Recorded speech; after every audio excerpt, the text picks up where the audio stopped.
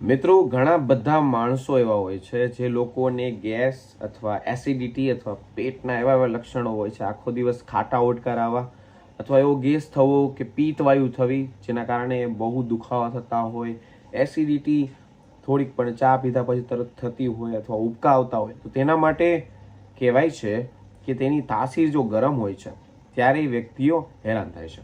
તમારે શું કરવાનું છે? કોઠાની ગરમી દૂર કરવી હોય તેના માટેની આ ખાસ ઉપાય કહું છું, ધ્યાનથી સમજી લેજો. પહેલી વસ્તુ, તમે ડેઇલી બેઝમાં તમે જો નારિયેળ પાણી પીવાનું શરૂ કરી દેશો તો તમને 100% સારા રિઝલ્ટ મળશે.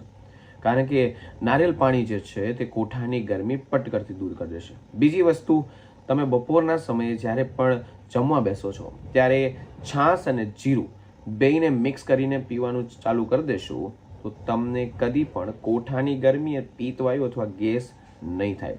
આગળનું કહું, જો તમને તે પણ મોંઘું લાગતું હોય તો તુલસીવાળું પાણી રોજ સવારે પીવાથી પણ તમને બહુ ફાયદો થશે. આગળનું કહું તો કે રાતના સમયે જો તમે સૂતા પહેલા 1 કલાક પહેલા તકમરિયાનું પાણી પીવાનું ચાલુ કરી દેશો તો પણ તમને અનેરો ફાયદો જોવા મળશે. ડેઇલી બેઝમાં સવારે કાંઈ ના કરો, ફક્ત ને ફક્ત કાળી દ્રાક્ષ તમારે રાતે પાણીમાં બોળી નાખવાની છે. સવારે ઉઠીને તે પાણી અને દ્રાક્ષ છે કાળી તે પી જવાની છે. તે અચાનક મોટી અને જાડી થઈ જશે અને તે ચાવીને ખાવાની છે. બપોરના સમયે કાકડી ખાવાનું ચાલુ કરી દેશો તો પણ ફાયદો થશે. અંજીર મિત્રો, અંજીરમાં પણ તમને ફાયદો થશે. અંજીર પણ ડેઇલી બેઝમાં 2 થી 3 ખાવાથી તમને આ કોઠાની ગરમી અચાનક દૂર થઈ જશે. આગળની વસ્તુ કહું તો કે નારિયેળ પ્લસ સાકર બેયનું પાણી પીશો તો પણ તમને બેસ્ટ રિઝલ્ટ મળશે. આયુર્વેદમાં આનું કહેલું છે.